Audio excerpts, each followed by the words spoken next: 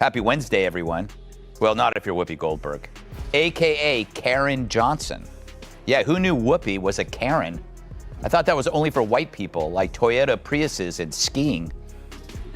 Roll it, Francis. Good morning and welcome to The View. You all saw the news. Whoopi will be back here in 2 weeks. Okay? It's so cute when one of their side gets punished. They sulk like they ran out of raw cookie dough in the green room. The headlines were impossible to miss. Whoopi Goldberg, also known by her birth name Karen Johnson, was unraveling live on air. The woman once seen as untouchable in daytime television had just hit a wall. And it wasn't subtle. It wasn't a slip of the tongue. It was a full-on meltdown. Public, theatrical, and loud enough to echo far beyond the set of The View. It all began with a statement so shockingly off base that even her own network couldn't ignore it. Whoopi boldly claimed the Holocaust wasn't about race, and not in passing. On The View, a show that turns nearly every topic into a racial conversation, the backlash was immediate. ABC issued a 2-week suspension, hoping the storm would pass. But the damage was already done. And worse, it wasn't over. While ABC tried to patch things up behind the scenes, Greg Gutfeld walked in with a smile and a sledgehammer. Known for his biting satire, he didn't attack Whoopi personally, he simply held up a mirror. And what? That mirror reflected was devastating. With surgical precision, Gutfeld mocked the moment, turning Whoopi's self-serious meltdown into comedy gold. He didn't scream, cry, or rant. He just pointed out the hypocrisy and let the absurdity speak for itself. And that's what made it so lethal. Whoopi's reaction was instantaneous and unmissable. What should have been a calm discussion turned into a performance. Long sighs, blinking eyes, furrowed brows. Theatrics, yes. Authenticity, not so much. And the public, they saw right through it. Suddenly, this wasn't just about one comment. It was about the bigger picture. A show that once prided itself on open dialogue now resembled an echo chamber where alternative opinions are treated like acts of war. The View's original concept, a roundtable of diverse ideas, had morphed into a synchronized parade of outrage, each host playing their part, each episode another emotional monologue disguised as a conversation. And Whoopi, she had become the high priestess of that performance. Gutfeld's roast didn't just sting, it exposed. He tore through the theatrics with humor, highlighting the contradictions not with anger, but with wit. He didn't need backup dancers or applause signs. He had common sense, and viewers noticed, while Whoopi trembled behind the desk, visibly. Shaken by the blow to her authority, Gutfeld's commentary sailed calmly through networks, social feeds, and living rooms across the country. Viewers laughed, not because they were cruel, but because the emperor had no clothes. And finally, someone had the nerve to say it. Even co-hosts on The View couldn't hide their discomfort. Joy Behar blinked blankly. Sonny Hostin's words failed her. Anna Navarro gasped like she'd forgotten to breathe. The atmosphere in the studio shifted from smug confidence to sheer panic. And just when things couldn't get more surreal, Whoopi tried to pivot to something even stranger, her support for Joe Biden. She declared, "I don't care if he sums his pants." A bizarre defense of a sitting president that instantly exploded online. Not for its depth, not for its insight, but for how laughably off-message it was. Memes flooded the internet. TikToks layered the clip with clown music.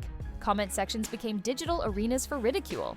And Whoopi, who once commanded cultural conversations, found herself reduced to a punchline. But this wasn't just about one woman having a bad moment. It was about an entire show that lost its compass. The View had become less of a platform for discussion and more of a performance.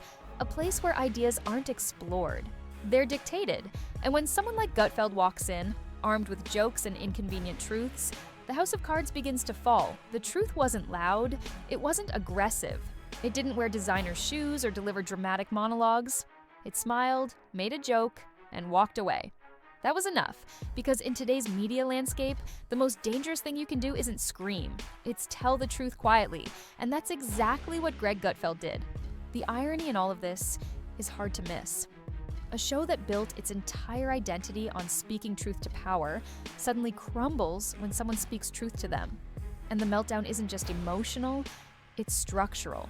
The View isn't falling apart because of one roast or one offhand comment. It's imploding because it forgot how to listen. It stopped debating and started preaching. And once the audience catches on to that, the illusion breaks. Take a closer look at how the View handles disagreement. When someone questions their perspective, it's not treated as a challenge. It's treated as an attack. It's not a conversation. It's a courtroom drama where the only verdict is guilty of wrongthink. And in that environment, Whoopi reigns as the judge, jury, and emotional executioner. But what happens when the audience gets tired of the act? What happens when the tears feel rehearsed and the outrage feels manufactured? They switch channels. Because in a world overloaded with content, sincerity matters, and no amount of grandstanding can replace that. Especially when there's someone, like Greg Gutfeld on the other side of the screen, slicing through sanctimony with a smirk and a sharp line of logic. His takedown wasn't loud, it was effective. He didn't yell, he didn't sob, he didn't call for the world to stop spinning, he just pointed out the contradictions. He reminded people that comedy, when it hits the right nerve, can do more damage than 1,000 angry rants. And that's exactly what made Whoopi's collapse so fascinating to watch. Not because people enjoy seeing someone fall apart, but because it revealed just how fragile the illusion of invincibility is. She wasn't just reacting to criticism, she was reacting to exposure. The spotlight didn't flatter her this time, it revealed every crack. And those cracks were everywhere. From the smug nods of her co-hosts to the awkward silences that filled the air whenever a dissenting voice dared to speak. The entire segment felt like a parody of itself. A high-budget, low-awareness soap opera where the plot twist was just reality tapping on the glass. Even viewers who usually agree with the panel's politics found themselves asking, is this really what informed discourse looks like now? Meanwhile, back at Fox, Gutfeld didn't need backup dancers or a choir of agreeable nods. He had facts, satire, and an audience ready to laugh at the absurdity of it all. He's not flawless, but at least he isn't pretending to be a prophet. That's the key difference. One side is trying to win arguments through emotional spectacle. The other is pointing out that maybe, just maybe, shouting isn't a substitute for substance. And then came the ratings. Cold, clinical, unfeeling numbers. While The View clung to its legacy audience, Gutfeld's late-night satire continued to grow. Younger viewers, tired of moral lectures and circular conversations, were jumping ship. They weren't looking for perfection, they were looking for honesty, even if it came wrapped in sarcasm. In that sense, Whoopi's meltdown wasn't just about her. It was about a generational shift, a changing of the guard, the slow public unraveling of a show that forgot how to evolve. But instead of adjusting, they doubled down. More outrage, more dramatics, more emotionally charged takes on topics barely understood. At one point, Whoopi genuinely tried to argue that climate change could be causing earthquakes and solar eclipses. Not metaphorically, literally. And that's when it became clear. This wasn't about misinformation. It wasn't about ideology. It was about ego. A refusal to admit that being wrong isn't the end of the world, but pretending you're always right might be. Whoopi had become the embodiment of that refusal, a figure so insulated by applause and approval that she mistook her own monologues for truth. And when someone pierced that bubble, even with a joke, the reaction was volcanic. Cue the tears, the dramatic pauses, the blinking, the slow motion. Collapse of someone who believed disagreement was a form of violence. And around her, the cast of characters played their roles. Joy Behar, the perennial cynic, looked like she'd rather be anywhere else. Sunny Hostin, usually ready with a rebuttal, sat in stunned silence. And Navarro, well, she gasped repeatedly. Then came the online reaction, not just from political commentators, but from regular people, viewers, former fans, people who once tuned in religiously, but now watched for the same reason you watch a reality show car crash. You just can't look away. Clips went viral, memes exploded, TikToks layered her speech with clown music. And suddenly, the woman who once shaped cultural conversations was being parodied by teenagers on loop. It didn't stop there. The deeper issue became unavoidable. The View no longer viewed anything. It dictated, it prescribed, it announced truth with the arrogance of a politician who's never read a bill. And people noticed, because even if you agree with their stances, you still want to be treated like an adult. You want nuance. You want honesty. You want someone to say, "We might have been wrong," or "That's an interesting point." But those phrases are extinct on The View, replaced by the all-powerful fall back, emotional outrage. And in this theater of feelings, Whoopi is the star. But lately, the script is wearing thin. By this point, even casual viewers had caught on to the pattern. There's a cycle at The View: outrage, overreaction, emotional breakdown, and collective amnesia. Rinse, repeat. But with each repetition, the cracks get wider. The performances more forced, the laughter more strained.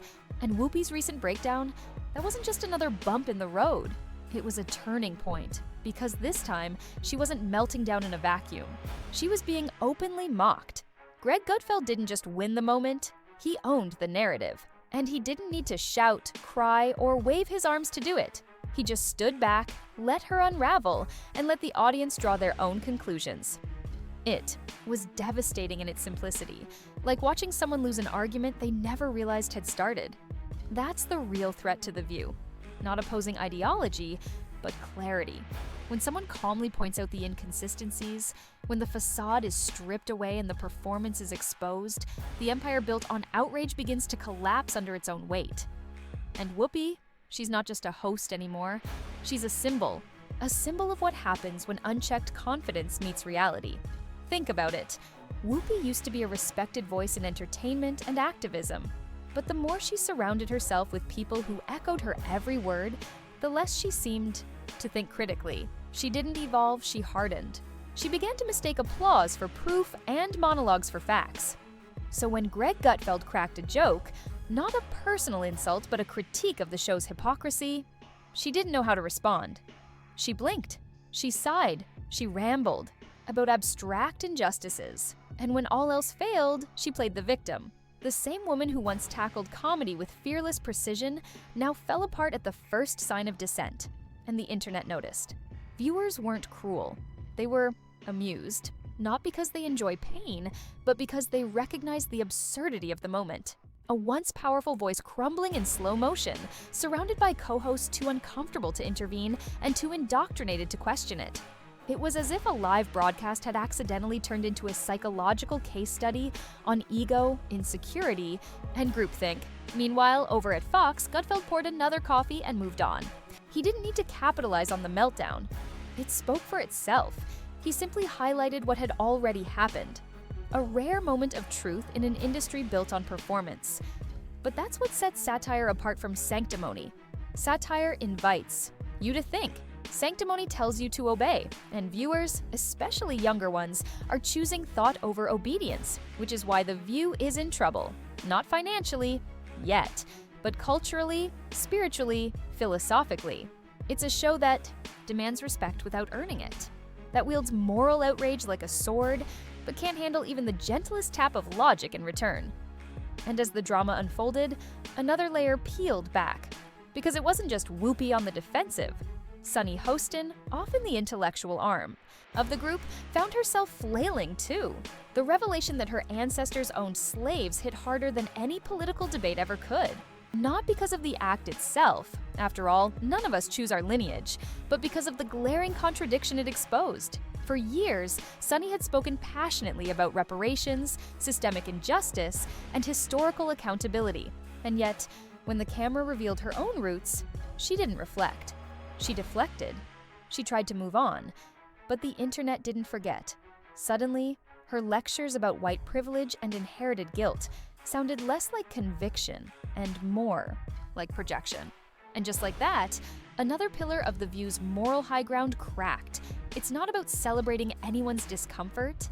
It's about recognizing that hypocrisy, when exposed, demands introspection, not indignation, but introspection is in short supply on The View. The format doesn't allow for it. The hosts are trained not to question themselves, but to double down. Every contradiction is explained away. Every criticism becomes an attack. And every truth that doesn't fit the narrative is dismissed as irrelevant. That's not journalism. That's performance art. And it's why the show, for all its polish and popularity, feels increasingly hollow. a place where truth goes to die beneath a pile of cue cards and fake concern. Meanwhile, Greg Gutfeld keeps doing what he does best. He pokes, he prods, and he laughs. He doesn't present himself as a prophet or a savior. He's just a guy pointing at the absurdity and saying, "You see this too, right?" And that's why it works. That's why his takedown of Whoopi hit harder than any angry monologue ever could. It didn't come from a place of rage. It came from clarity, from confidence, from truth. And when someone confident in truth meets someone addicted to theatrics, the outcome is inevitable. Whoopi blinked, Gutfeld smiled, and the viewers, they chose the smile because in the end, people are tired. Tired of lectures, tired of fake outrage, tired of emotional manipulation masquerading as informed discussion. They want something real, something grounded, something honest. And right now, they're not finding it on The View. The truth is, people can only be gaslit for so long. Eventually, the contradictions stack up. The emotional theatrics wear thin. And when the curtain falls, all that's left is the uncomfortable silence of a show that forgot what it was supposed to be. And Whoopi Goldberg, she's not the villain. She's the symptom. A reflection of what happens when someone spends too long in a room where every opinion is echoed and every challenge is erased. She didn't fall because someone pushed her. She stumbled over the truth. Greg Gutfeld didn't need to destroy her. She did it to herself. He simply pointed out what everyone was already thinking. He asked the question no one on her panel dared to. Are you actually making sense? Or just making noise? It's not cruelty. It's clarity. And clarity is dangerous in a space built on narrative control. But perhaps the saddest part of all this isn't Whoopi's meltdown. It's The View's response to it.